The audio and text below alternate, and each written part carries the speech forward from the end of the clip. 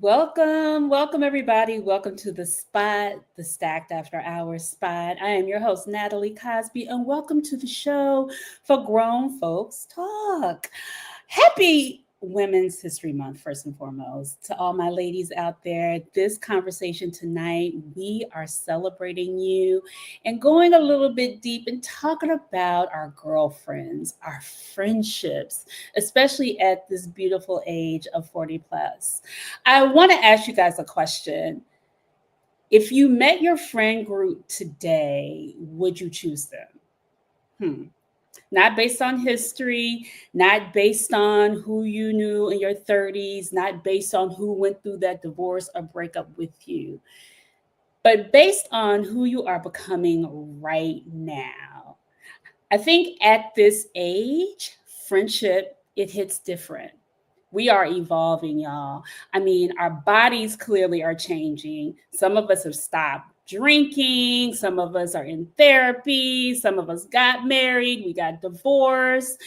And we may even have found our peace. And sometimes, with all of that change, that growth disrupts your friend group. And I realize we don't talk enough about uncomfortable adult friendships and how uncomfortable they can become. Think about the subtle competition that you may feel, or the teasing that doesn't feel playful, or the jealousy no one names, and the shrinking that we do to keep the peace. So here's the hard truth. It's easy to blame your girlfriends and your friend group, but it's harder to ask, why did I choose that dynamic in the first place? Mm. So tonight, we're not gossiping, we're not blaming, we're getting honest. And I could not think of a better person to have this conversation with than Dr. Rose Moten. Hi, hello. Just a little background about Dr. Moten. She is a distinguished. I gotta give you your flowers, girl. I gotta give you your flowers. She is a distinguished psychologist, author, speaker, and personal development strategist. She is the founder of Bloom Transformation Center in Detroit, a wellness center, and I'm all about wellness, that integrates traditional mental health services with innovative approaches to help people and their barriers and accelerate personal growth. She is widely recognized. She has been on the Oprah Winfrey Show, the OWN Network, TEDx, the Chicago Sun-Times, and of course, where she is from, the Detroit Free Press. And during COVID, she was acknowledged nationwide as one of the leading mental health voices in helping individuals navigate uncertainty, anxiety, and major transitions. So, Dr. Moten, welcome to Stacked After Hours, girl. It's a pleasure to be here. This is such a relevant topic, too, right? As we Yes. enter Women's History Month. Yes, yes, yes. So thank you for having me. Thank you for having me on this amazing platform. This is what we need to kind of just distract us from so much of what's going on in the world, to have something that's going to actually enrich us. So I'm here for it. It is absolute. There's so much craziness. And I always, sometimes it's funny because I always go to my girlfriends when I have angst and things are just don't feel right with the world, or they don't feel right with me. And I'm always wondering, like, people ask me, like, why do you need these friendships? And I think that's a bigger question. Like, why are women's relationships so essential for us? Yeah. Well, we know just because we've been involved personally with it, but from even a clinical standpoint, science shows, there's a term in psychology called tend and befriend. And what science actually shows is that women's friendships, healthy, women's friendships actually helps to prolong the longevity of women. It helps with their emotional and their overall mental health. Community as a whole is important, but when you can have those friendships, it's funny because when we first connected, I'm recovering. I had major surgery just 3 weeks Right. ago. And I just posted a picture because we were joking before we came online because one of my girlfriends came over and brought me dinner. And I'm not on any more pain meds. So we had some martinis and I had the little martini shaker back there. But I posted and I said so many, this has been just a reminder in these 3 weeks that I've been down, just how important our girlfriends are in our lives because they have shown up for me. They have sent meals, they fed me. And as someone who is usually the giver, this is what I do for a living. It has been very humbling, but also such a blessing and rewarding to experience that over the last 3 weeks. It's really highlighted just how important our friendships are. Everything, like I said, we know on an emotional level when we're around those friends that we align with that it feels good. And science proves it. Science proves it. It helps to regulate our nervous system. It helps to, again, increase our longevity, all of those things that we should be striving for. So it's always because I find the women that have like really solid friendships Mhm. with their friends, they always seem like they hold them so close and they're very Yeah. protective. But I've Mm. also met a lot of women over the years that be like, I don't have a lot of friends. And I always like, Mhm. how psychologically how do you get to that space where you're not like the girl's girl? When you're not, so like the no new friends The type of no, space, not even the no new friends, and nor do I have a lot of friends because I don't nor that, trust. you know, I get it. It's nothing wrong. I always say if you have two or three like friends that you trust, and those are folks that you can be your most authentic self with. You can be vulnerable. You're winning. Let me just say that because quantity doesn't necessarily mean you have better friendships.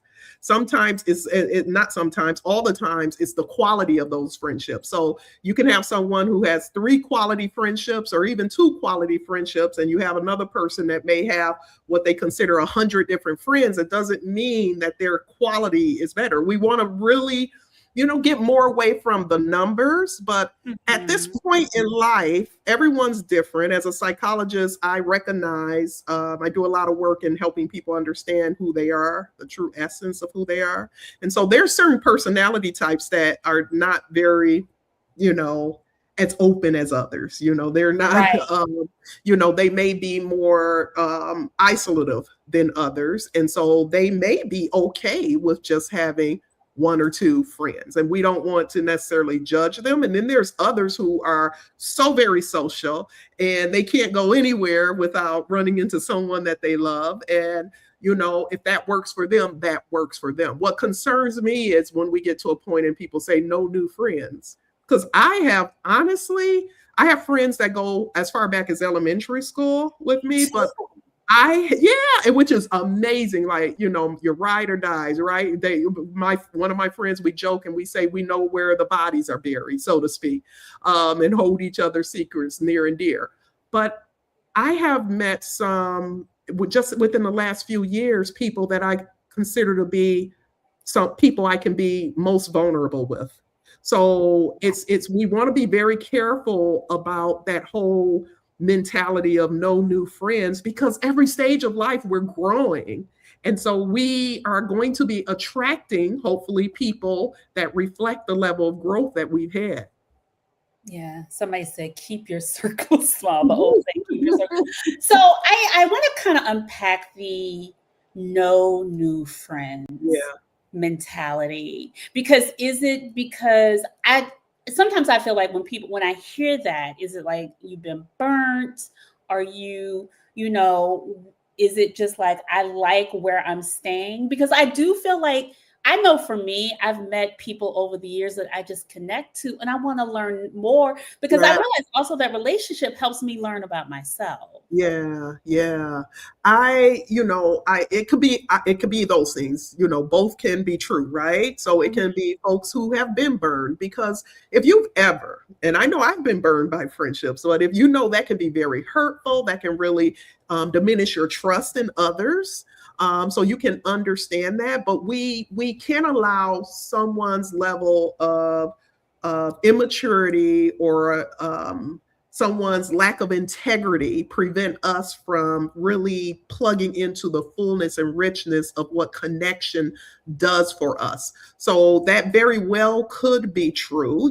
People conditioning, even some people grew up with this mentality.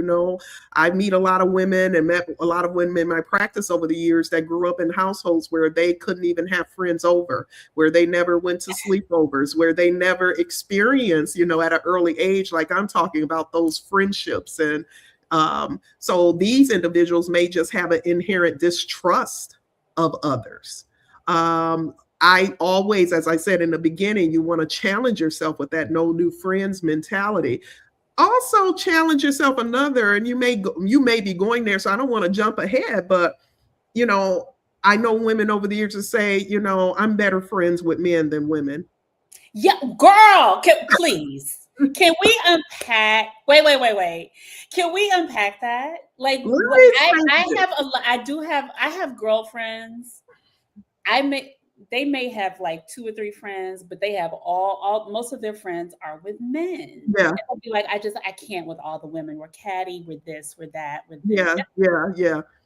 And maybe that could be true, but I will say for myself personally, and I don't want to hurt anybody's feelings out there, what I have found that most of the women who say that, because I have male friends, I'm sure you have male friends, right?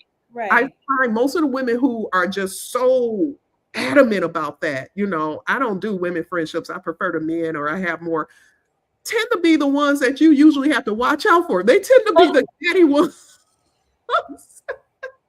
And there's that. I mean, that's just been my observation. Well, I want to go back to something, because you said something about people who weren't allowed to have friends over and all of those things. I feel like as we get older, I feel like certain dynamics for women, we tend to recreate our childhood dynamics in our friendships. Absolutely. And I'm still trying to understand, like, I feel like some of us are really stuck in our 12 to 16-year-old selves and how we navigate certain friendships. Yeah, definitely. It depends on even the level of the nurturing you got, your attachment styles. I know we talked about that a little bit in the prep before tonight's podcast, but it's unfortunate that the friendships, just like intimate relationships, is like fertile ground for people to have a lot of projection going on. Right? Or a lot of displacement going on. So it provides this opportunity for individuals for unfinished business that they may have from their childhood, unresolved issues, wounds that they may have, can be triggered in friendships when you have not done the work, right? And I see someone said those unhealed 12-year-old selves playing out in adulthood. So very true. I remember years ago, a very intuitive friend of mine making an observation. She had come to one of my retreats, and she'd seen me in other settings as well. And she said something that I had never considered before, but when she said it, I was like, oh my gosh, that is so true. She told me she said, you tend to attract women who have just mother wounds. What does she mean? Okay. So I've had some friendships in the past. It was the dynamic, because I'm a mom of 4, all my children are adults now, but you can imagine in my 20s when I had my first son when I was just 20, but I had, 4 kids by the age of 31, 32. Okay. And what I realized is a lot of these friends saw me mothering my children, in a loving, consistent way. And if they did not get that growing up, it could be triggering to them. Where I had friendships where people would say, well, you're not showing, if you're a mom of 4 and building a business and doing that, you can't be there every beck. Right. It was I started to realize after that observation was made, it started to make so much sense, because the things that I'm like, why is that such a big issue, or why is that triggering for this person? I realized it had nothing to do with me. It had everything to do with these unhealed wounds really being triggered by watching someone who was being, that archetype of a mother, consistent, Right. loving, supportive. And if a person did not get that, that can be very unsettling to them to be surrounded by that. That's not everyone, because we have plenty of people who have done the work to repair their wounds, to work on healing their wounds, to recognize the triggers and not be triggered by that. But that's something you have to definitely consider. Dr. Rose, what is you, because you talked about that, like those wounds, but what are the attachment styles that you have seen in female friendships that show up that Yeah. causes that? Like, what are some of the attachment styles So, that you definitely have secure attachment. I want to make sure I get all of them right. So okay. I'm just moving because I talk about this a lot in the press. So you have the secure attachment, of course. That's what I just talked about. That's someone who comes from a household where their needs are met, where they have parents who are invested into them, parents that are showing them consistency. They're showing up when they're supposed to show up. They're not abandoning, their child's needs. And that results in an adult that is, it just has this sense of trust when it comes to others. Then you have the anxious attachment style, where maybe as a child, the parents' love was conditional, and or yeah, conditional, or it was predicated on if this child did right or wrong on what the level of love they're going to get. So there's this level of anxiety of always having to perform or to overgive and to not implement boundaries. Then you have avoidant attachment styles, and these are the people who just, you can't get close. What comes to mind, I remember years ago in friend groups when we were younger, and I had a very, sizable, more sizable probably, where we would get together in our 20s and go have brunch. And there would be, how we share as women, and we're sharing what's going on. And then there would be that one person who never shares anything about their life, anything about,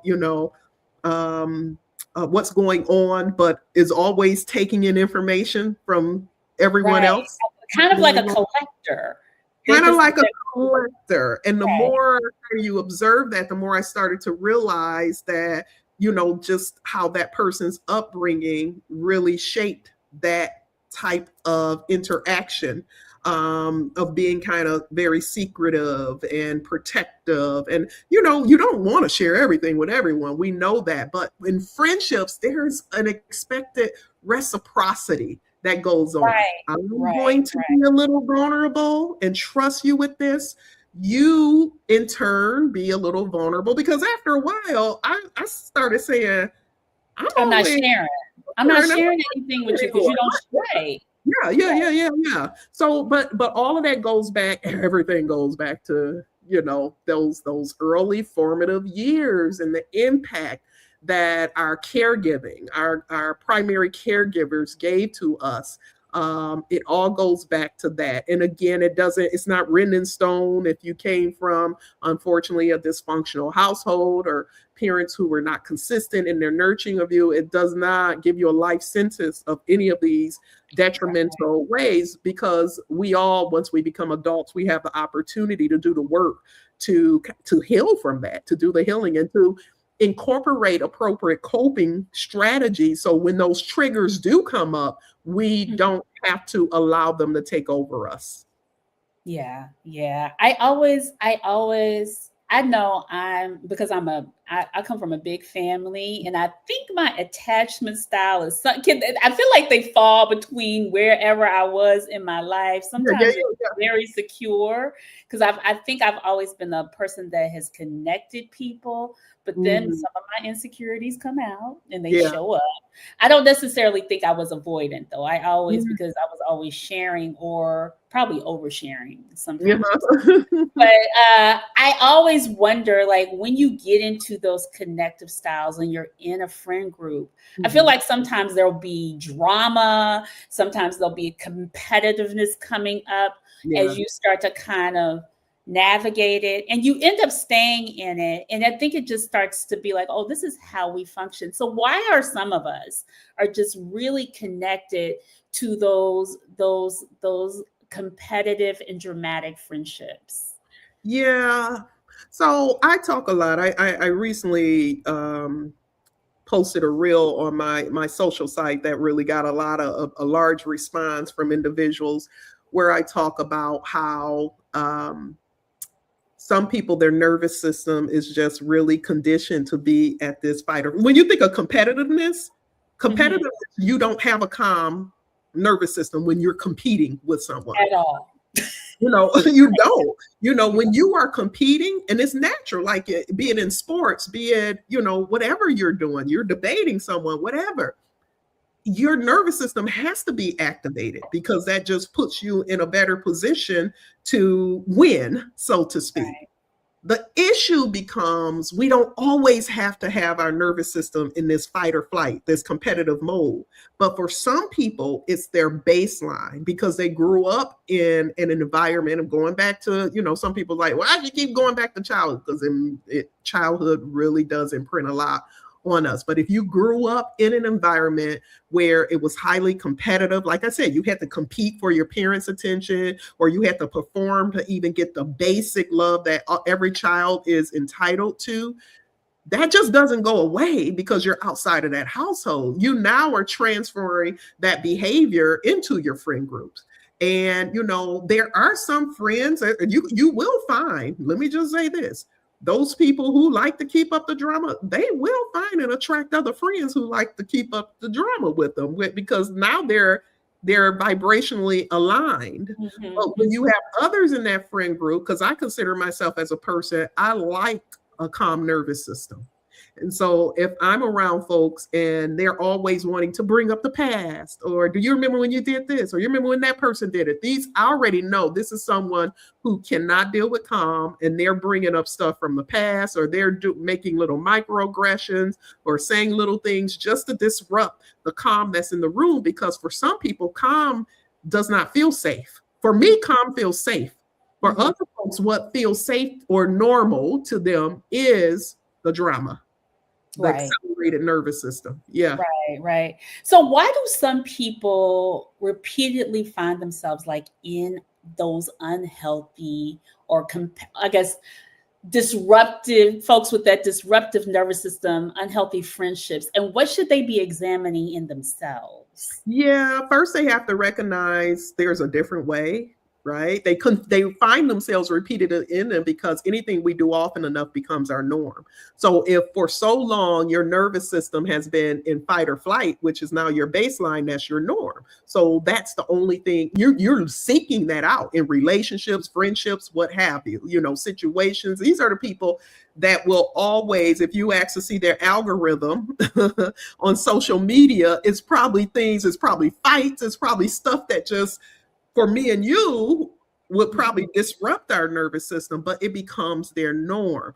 If you don't know that there's a more healthy norm, you're not going to seek it. So the first thing you have to do is recognize it doesn't always have to be like tense or anxious or accelerated or competitive. It can be calm, and that's a beautiful place to be with your nervous system. So first you have to recognize, and sometimes people don't, or by the time they do recognize it, they have shattered or damaged friendships irreparably. Hmm, that's interesting. I always wonder, like, is it you are what you attract, or is your are you is that energy just being always you're pulling it in and you're Yeah, embracing it? yeah, Because it yeah. also kind of helps us distract ourselves from what we need to work on. Yeah, No? it does. It definitely does, because we are, and this is science. It may sound woo woo to folks, but we are energetic beings. Science is increasingly, especially like quantum physics, showing how we are magnetic beings. So each and every one of us carry a magnetic field around ourselves. So whatever, and you, when I talk about the nervous system, because I'm huge on nervous system, even at my center, one of our biggest offering is we do sound bath meditations because that helps people balance their nervous system and regulate it and things of that sort. And so, what we do know is that, we are magnetic beings. And so, our nervous system, by definition, when I talk about the nervous system, I talk about the CNS, the central nervous system, which is your brain and your spinal cord. Literally, that's just a bunch of nerve cords. So, it's energetic, running through our bodies. And so, if we're always like this, even if you don't see it, because a person could be sitting here very calm, paying attention to you, but inside it's stress and it's tension going on. And that is being magnetized out, and you are attracting that That into your energy. life. Yeah, you're Yeah. attracting that energy into your life. And something as simple as flipping the switch and deciding, I want to see what it feels like to be calm, can change your life in record time. It really can. I want to move us forward into really examining healthy and unhealthy friendships. And I always feel like emotional maturity is always that theme, like the growth, especially now that we're like 40, Yeah, 50, approaching 60. yeah, Like I said, I see some of us still in our 12-year-old 16 selves, even at 40 yeah. and 50. But can you define? Because I've always been like, I'm emotionally mature. And then I'll do something. I'm like, Natalie, you just shouted at that friend, which was not warranted, and you just went off. Like, what are traits of just a healthy friendship in Yeah. general? Traits of a healthy reciprocity is definitely important. It's also, for you to have a healthy friendship, there has to be a sense of knowing yourself. By definition, emotional intelligence is how well do you know yourself, how well are you able to manage your emotions, and how well do you know others who may approach life from a different perspective than you, understanding everyone does not view the world through the same lenses as you do, but respecting and honoring and making and being intentional about understanding what their worldview is, even if it's not like yours. So for a friend, we don't need our friends to be just like us. That really doesn't help for growth. It's okay to have friends who are different, be it different ethnic groups, backgrounds, religious backgrounds, even, whatever those differences are. It doesn't mean you have to agree with everything they agree with, but what is important and what defines just emotionally healthy friendships is your ability to kind of, just as they say, empathize or put yourself in your friend's shoes to see things from their perspective. Because we've all had friends, we've been that friend that our friends have said, girl, I can't believe you're doing that, or that's not a good look for you, or and but not to necessarily judge, right? To understand the whys behind. I tell people all the time, I don't care how crazy a behavior may seem, there's always a why behind it. And if we can understand why someone is behaving that way, then we have a better understanding of them, and we can show up better as a friend to help them navigate that. So you may have friends who grew up in a domestic a household that had domestic abuse in them. They're going to show up in relationships in a certain type of way, be it intimate relationships or friendships, because they've had a different experience than maybe you have. I grew up with, both parents in the house and pretty much a stable childhood until my father became ill when I was 12. But those early formative years, just, beautiful. You understand? Um, Right. and I've had over the years to people where I will go back and reflect on just some of my great childhood memories. I remember someone saying it wasn't a girlfriend, but it was at this time like a husband. I joke and tell Right. people been married 1.5 times. But I just remember this person saying to me, in my midst of reflecting, saying, I'm so tired of hearing about you and your happy ass childhood. Oh, And that was just like, whoa, mhm. because but it was a perfect illustration of how your calm nervous system, or your experience that you wouldn't even think would be triggering to another person can be triggering to them. And so it's important for us to just understand, even with our friend groups. You think about, I don't know why this just crossed my mind, but I want to put it out there, because I've had friends upwards of 20, 30, 40 years. And I just remember about 10 years ago, a friend that we had been friends at that point for about 15, almost 20 years, and them finally sharing something with me that they'd never shared before, but it helped me to understand them so much more. Now, it just took them that long to do it. No judgment, but it's, because maybe they didn't feel safe enough or vulnerable enough to go there. But we have to understand, so many of us, even if we're showing up looking good, smelling good, we got the degrees, we got everything that looks all good on the outside, so many people are still struggling with a lot of eternal distress and disruption that we may not even realize. Hmm. You know what? I've been in this space, and I've had a couple conversations with girlfriends about alignment, and Mhm. you are going through a transition. I think we actually probably somebody had a question about this earlier. It was on the thing.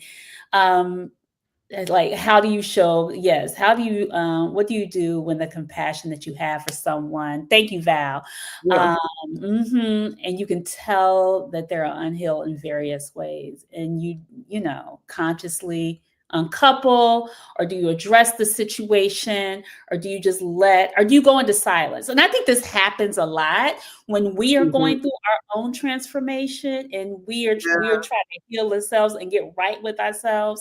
And when you start to make that change, your friends ain't always up for that because they No. connected with you in a different way. So Yeah. how do you deal with that?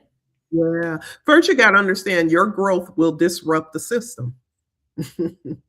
Right. Your growth will disrupt the system, because, and it's because, we have these, as you were talking at the beginning of the show, these defined systems. That's the loud friend, or that's the rowdy friend, or this is the friend that holds our purses when we go out, whatever. Right. Anything that comes in, any type of growth or change can disrupt that system. And everyone doesn't like change. So even if that person who's doing the growth is excited about, this expanded awareness that they have, everybody's not necessarily going to be excited for them. But again, when you talk about the tenets of a good friendship, a good friend celebrates the growth in their friend. They don't want to jeopardize or sabotage it.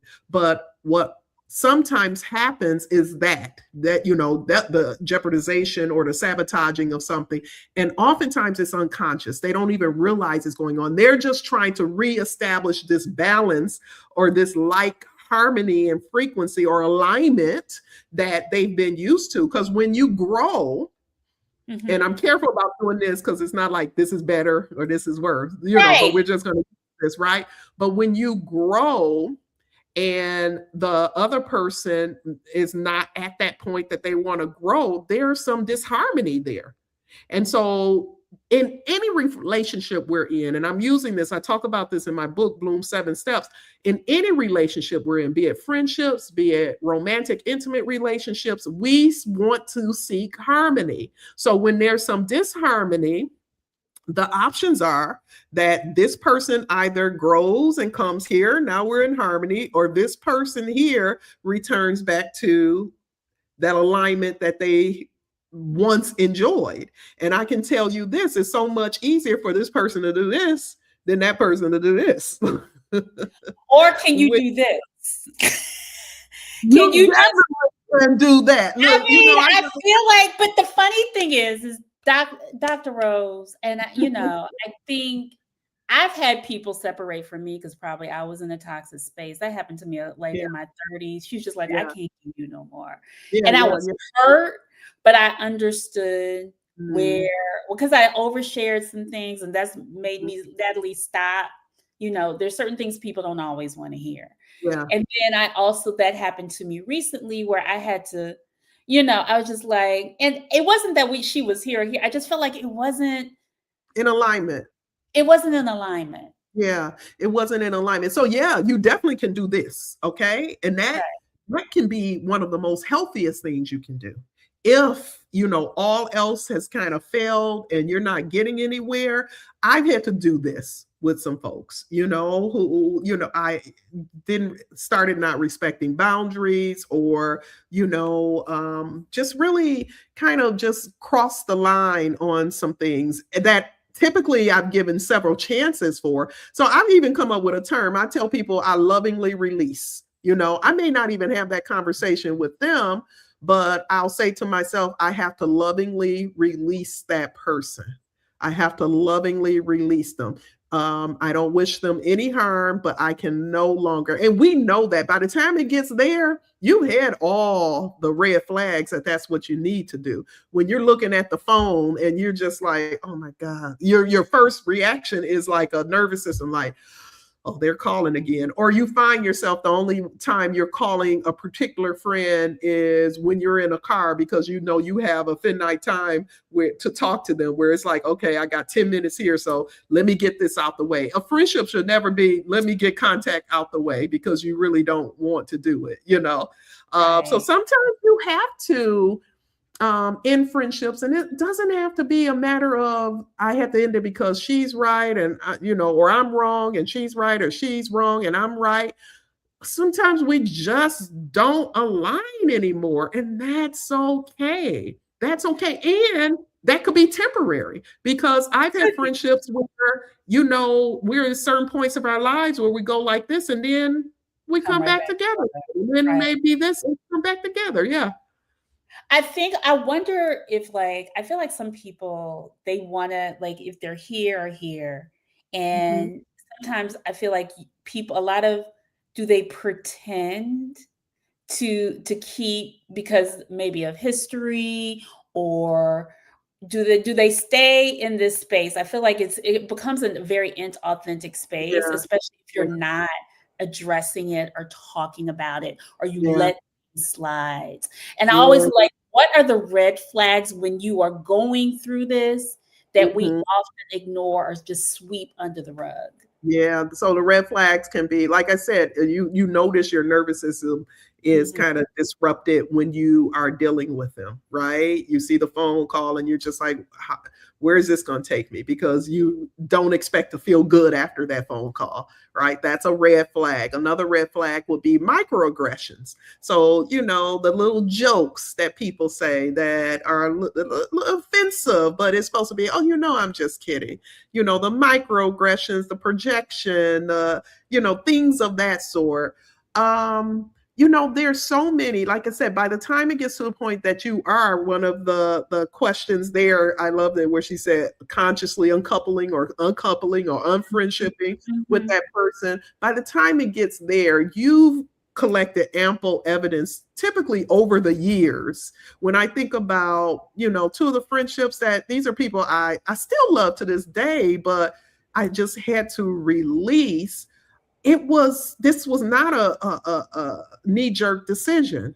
This was years of kind of giving people chances, having the conversations, establishing your boundaries that repeatedly were not respected. And, as a sign of self care for myself, I knew what I needed to do. I couldn't do that. Some people, as you said, will stay in these things forever because maybe they were conditioned to believe, the quantity of years you've been, y'all been friends for 25 years. You can't let that go, and it's just like, you don't ever fool yourself to stay in something because of the quantity of time or quantity of years that you've been in that. That's not good self-care. That's not really advocating for, your well-being at that point. So, just be honest enough to recognize the red flags, but also be brave enough to broach it with the friends when they cross lines with you. And if you're the one who crossed the line, be open enough to not be defensive when someone or a friend comes to you to want to talk to you about how you may have made them feel. So I always want to dive into this topic, and I think it's gossip and cattiness. Girl, the gossip and the cattiness, and I know this probably goes back into the unhealthy thing. Is gossip always toxic? I don't think it's always toxic. You I know, think with our girlfriends, come on now, we can't I have mean, girlfriends a little gossip. I It becomes toxic when that is. So this is a perfect example. We have, you got your girlfriends where it's like, girl, did you hear about this? And it's just like, that's what you do. But that's not the majority of what you guys talk about at all. What I've had friendships over the years where I learned, and in full honesty and transparency, I can remember probably in my 20s, early 30s, just at periods in my life where it was some toxic stuff I was dealing with, and I probably was presenting, more yeah, toxic, and I was able to kind of connect with these people. And then as I started kind of growing and getting more in my spirituality and releasing the stuff that didn't work for me, that's when I started noticing, dang, our whole conversation is based on talking about other people. And as I was growing and not wanting to do that friendship started to fracture because they right. still wanted to kind of just stay in that space of calling to talk about this person and that person. When you start growing, when you start really honoring yourself, there's no room to have the whole foundation of a friendship built on the toxicity of talking about other people. That But a is little true. bit of gossip every now and A then. little bit, We maybe a little bit of 10%, gossip. 20, 10%. Right. Because I think it comes into the conversation. I mean, because it is. I've had those friendships where it's just been gossip. And I was just like, this didn't This eventually doesn't feel good. right, Yeah. eventually you wake up and be like, girl, oh, how are you doing? And then Mhm. you be like, okay, there may not be anything to talk about, right? Because Exactly. Yep. right, Yep. and then you go right back to talking about, well, girl, did you hear blah blah blah blah blah blah. Mhm. I feel like gossip is only good when you are including yourself in the gossip. Mhm.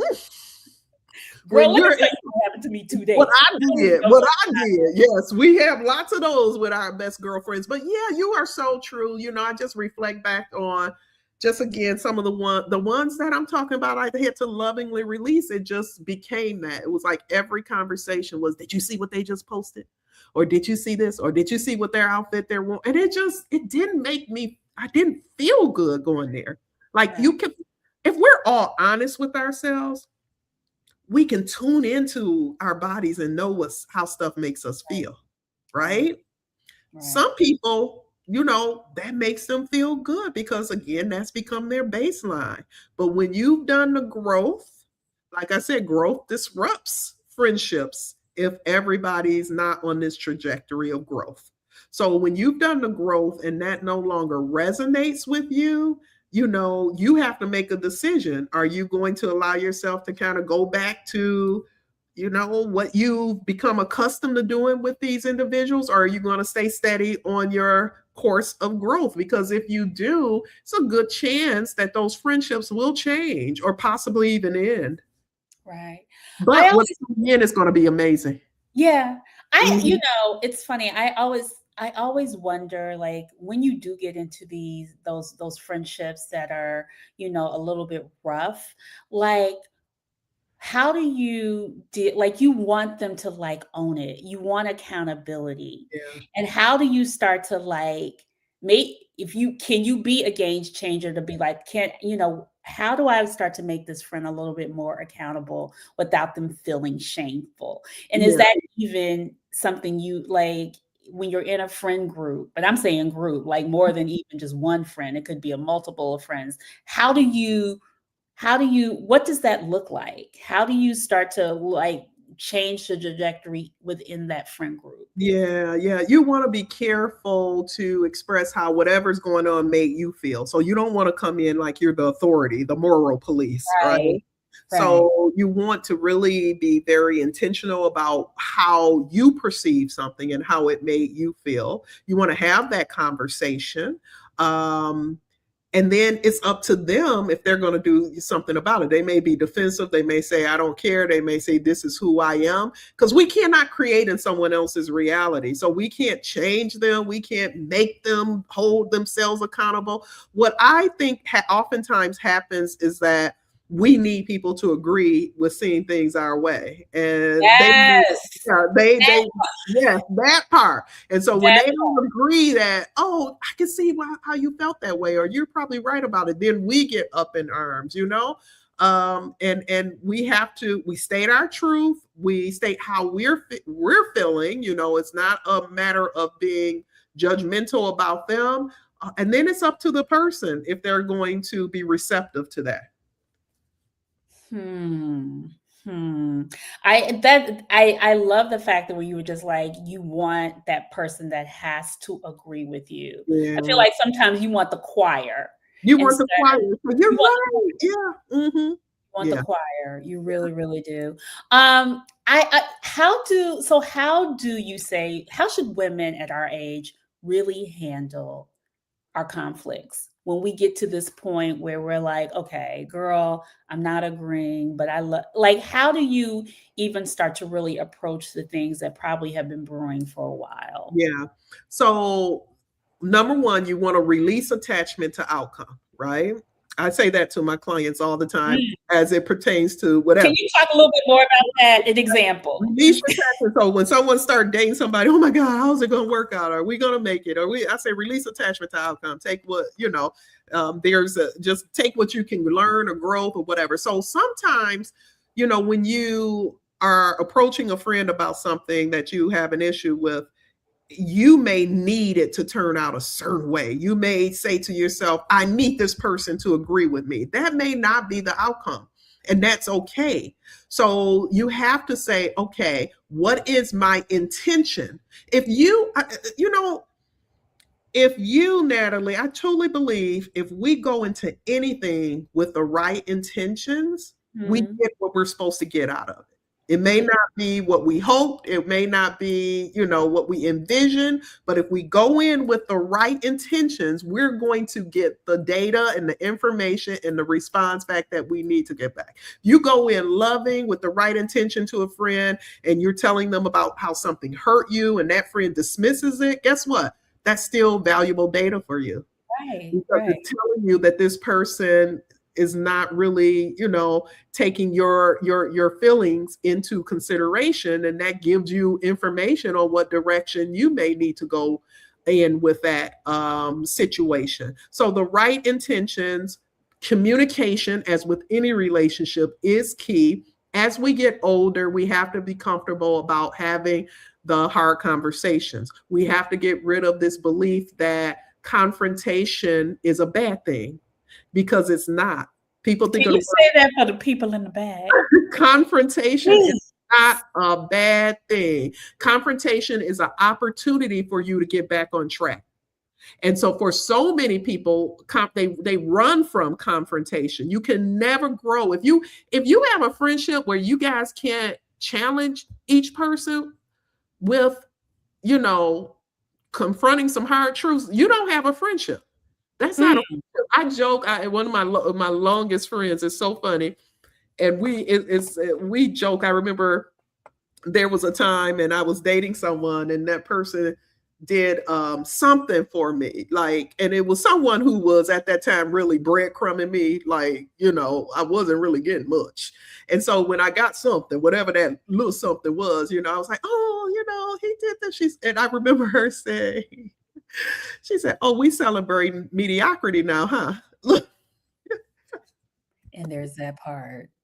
But I love that. I loved it too. I love when people can call me on my shit. Yes, Dr. because Rose.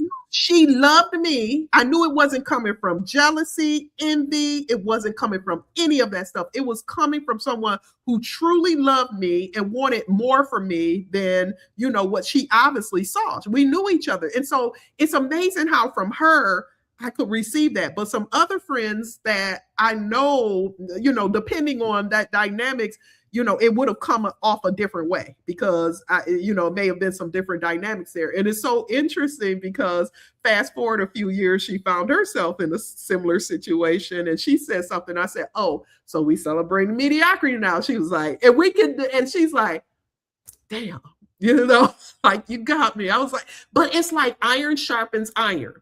Right? It's like, and these people love you. They love you and they want the best. We know those friends who truly love us and want the best of us. And it's not about competition. It's not about holding you back. It's about really celebrating your wins like it's their wins.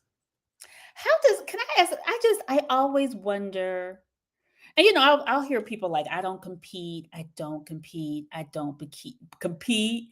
But you realize like there's actually competition going on or there's envy going on. Mm-hmm. And you just may miss it altogether. Mm-hmm. Maybe you're not even paying attention like you should.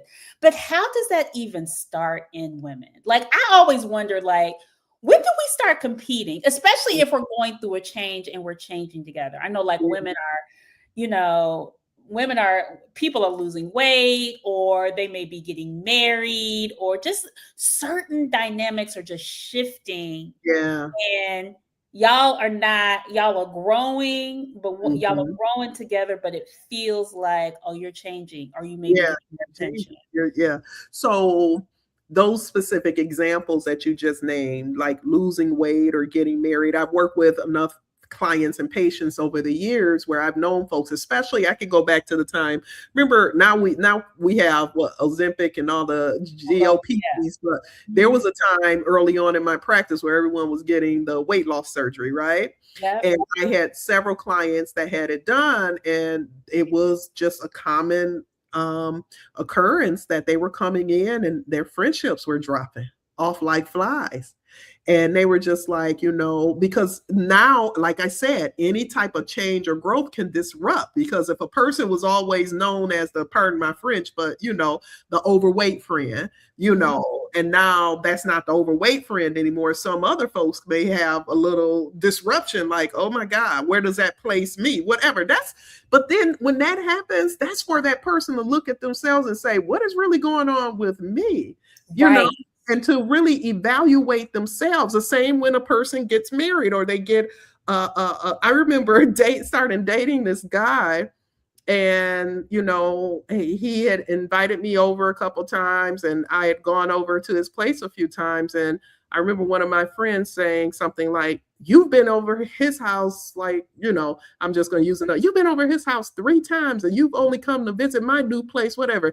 I won't say, because I don't know if it's a family show, but I'm not going to even say what I said to the girl. Like, it was like, because it was the first thing that came out of my mouth, because I was so shocked to hear that. But it was just like, I'm celebrating, I'm sharing something like, oh my God, this is a new budding relationship. I'm excited about it. We've connected a few times. And instead of coming back and matching this excitement, it all became about, what I haven't done for her. And that was like it was like hitting a brick wall, like, ooh. So when that happens, immediately now you're going to be very careful about sharing things. Is it because that person feels like they're losing you? Absolutely. And they're maybe losing you to somebody else, so therefore your availability is not the same. Is that what it is? Absolutely. But as I mentioned, that's an opportunity for that person to say, okay, what's this really about? I should be happy for my friend if she's this new budding relation. What is this really about? Just like, let's be honest, we've probably all felt a little tinge of, when a friend does get something or something happens that we would love to experience ourselves. But it's like when that happens, it's for you to say, I always say, I have a very good friend that does extremely well for herself. And I just came across a Facebook post from 10 years ago when Mhm. she purchased her new beautiful home on the water. I mean, gorgeous. And I was like, I'm as happy for her as she is. I said, and I'm like, because this gives me some place to visit this summer, that type of thing. But what it also did was it kind of raised my bar of what I could do. Like our friends who are doing great gives us a glimpse into what's possible for us. Instead of being jealous about it, we can learn, or it can motivate us enough to say, if that's what you want, because I don't want everything my friends want or they strive for. But if they are achieving things, I remember I had on my vision board this car when it first came out, the S550 Mercedes, the big boy. It was beautiful, and I had it on my vision board. Had a girlfriend who had never heard about it, saw my vision board. The next year, she bought the car. Do you know I was happy like I got the car? Like there was no part of me that was just like, how did she get it before I did? Because I celebrated that because now I get a chance to ride in it. Right. You're like, okay, I don't have it, but girl, where we going? Where are we going? Yeah, but Right. the same person later on, as things started happening for me, I noticed that it wasn't that same energy.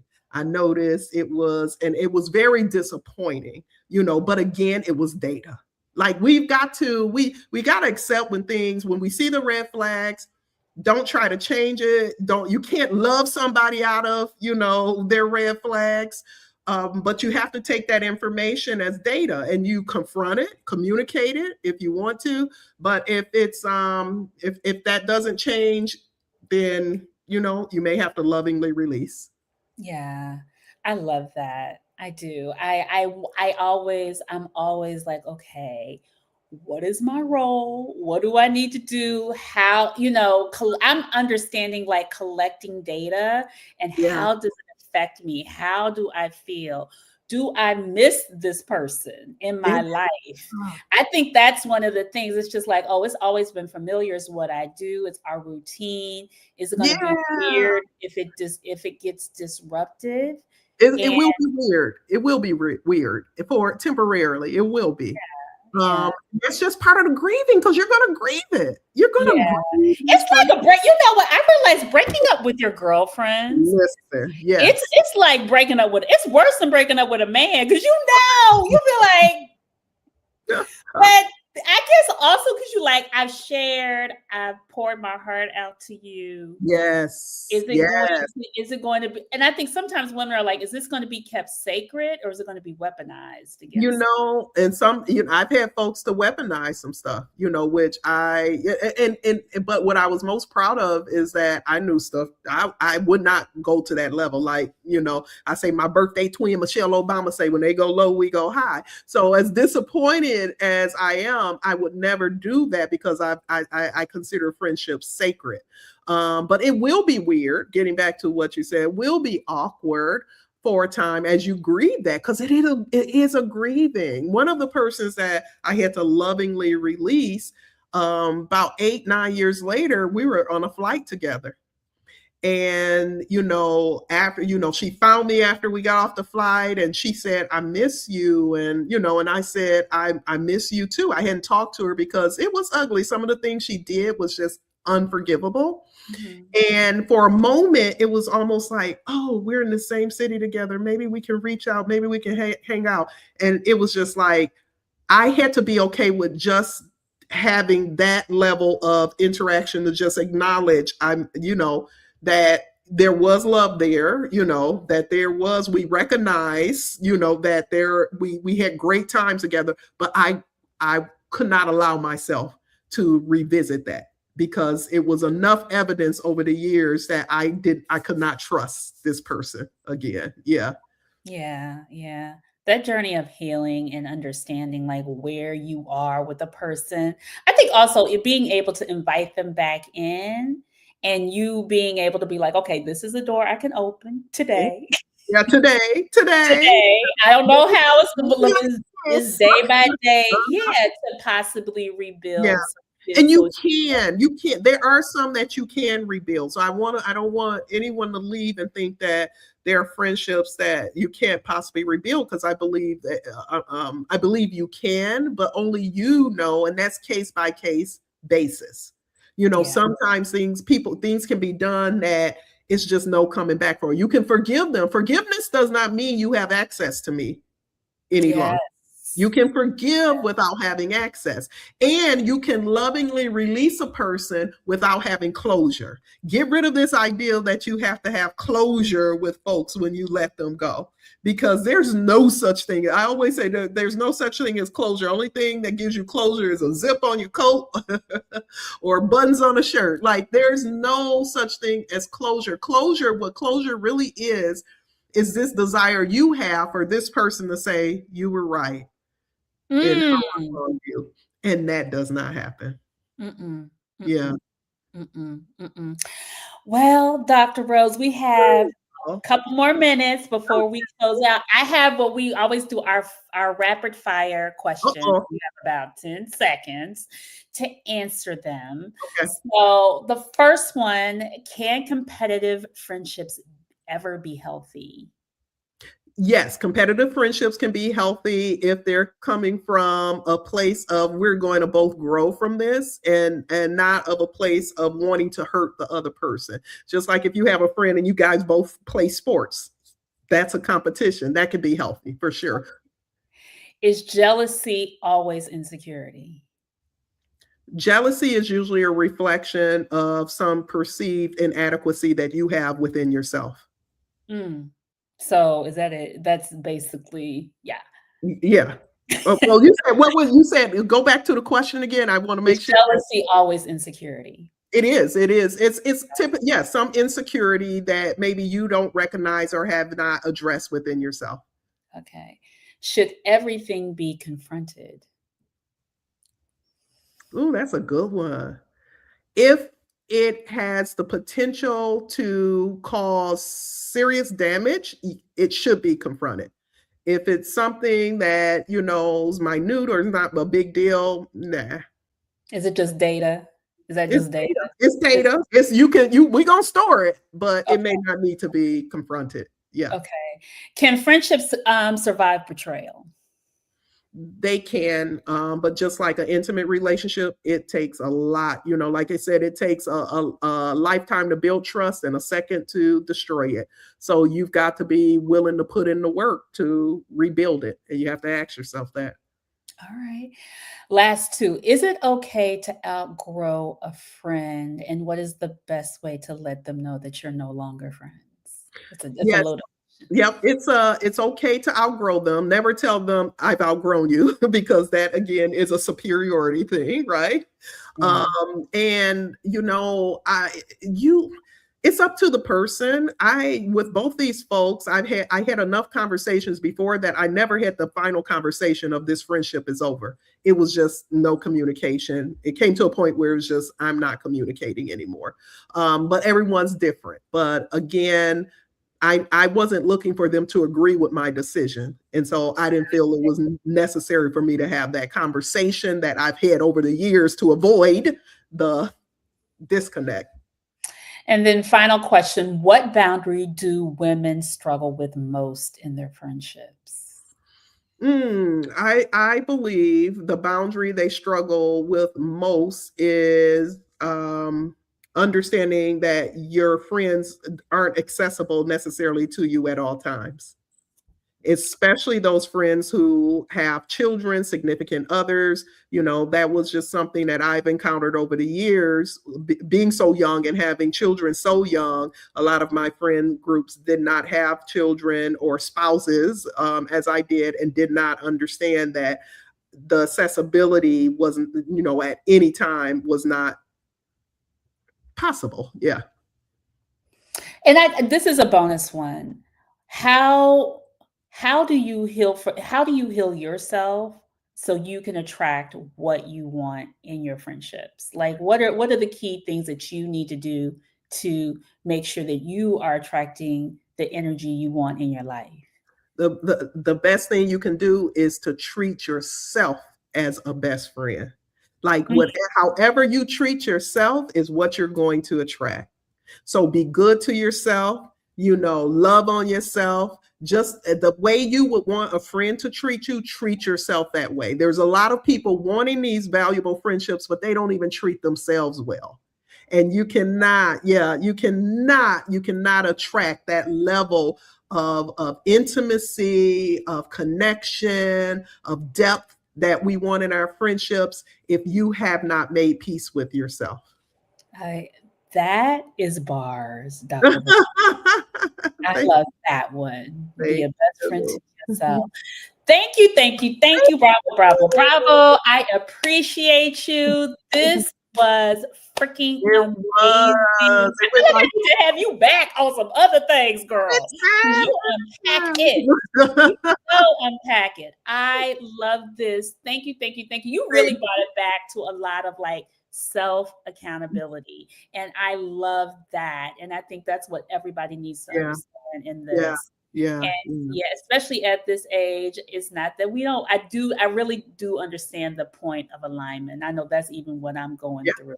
So thank you so much. Thank you, everybody else, for tuning in. Follow Dr. Rose Moulton. She is Moulten. Yep. MOTEN. And that's my centers workshop, but I have mine as well, drrosemoulton.com. MOTEN, like molten lava, but no L. Yes. Thank you. We'll see you guys next month. Happy Women's History Day. Spring is on the way. And I love you guys. You come into the after party if you want to talk a little bit more about this topic. Thank you, everyone. See you soon and have a great night.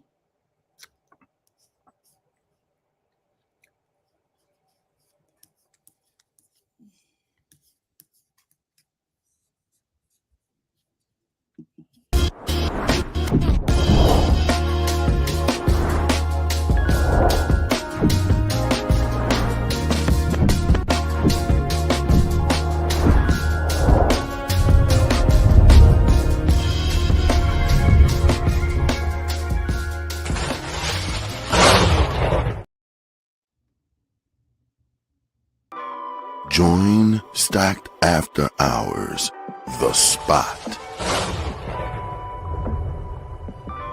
where grown men and women gather to have candid, also honest discussions about the state of life, love, and more. The Spot is a hybrid of in-person and weekly virtual gatherings. Join our Facebook group and answer our daily questions. Subscribe to our YouTube for our weekly live talk shows and join us on Zoom for our talk show after parties for lively conversations with other opinionated, grown, and sexy professionals. Just search, like, follow, and subscribe to Stack After Hours on Facebook groups and YouTube. Also like and follow our brand pages at Be Stacked Wellness on Facebook and IG. So wherever you are, at home or abroad, pull out your laptop, tablet, or smartphone and join in the conversation with the members of Stacked After Hours, The Spot by Be Stacked Wellness. See you there. As you know, and if you are new to the Stacked family, we always keep our conversations lit and enlightening.